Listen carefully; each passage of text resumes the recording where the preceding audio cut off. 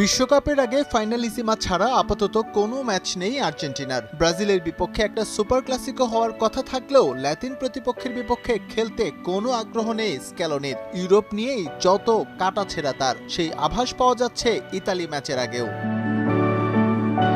UEFA CONMEBOL শ্রেষ্ঠত্বের ম্যাচে পূর্ণ শক্তির স্কোয়াড নিয়ে মাঠে নামছে আর্জেন্টিনা। ইনজুরির কারণে টটেনহ্যামের হয়ে পুরো মৌসুম মাঠে নামতে না পারলেও সেরা একাদশের রেসে আছেন ক্রিস্টিয়ান রোমেরো। ডিফেন্স লাইনে কোচের পছন্দের বাকি তিনজন ওতামেন্দি, মলিনা এবং মার্কোস একুনা। আর্জেন্টাইন রক্ষণ এখন বেশ মজবুত। সেরা একাদশের ফুটবলাররা নিজ নিজ ক্লাবে ম্যাচ টাইম পেয়েছেন যথেষ্ট। বেনফিকার হয়ে সদ্য সমাপ্ত মৌসুমে 43 ম্যাচ খেলেছেন ওতামেন্দি। লা লিগায় সেভিয়ার হয়ে একুনা মাঠে ছিলেন 41 খেলায়, আর নেহুয়েল মলিনা উদিনেসে খেলেছেন 18 ম্যাচ। এর বাইরেও বেশ আলো ছড়িয়েছেন মার্কোস সেনেসি। এই ডিফেন্ডারের দ্বৈত নাগরিকত্ব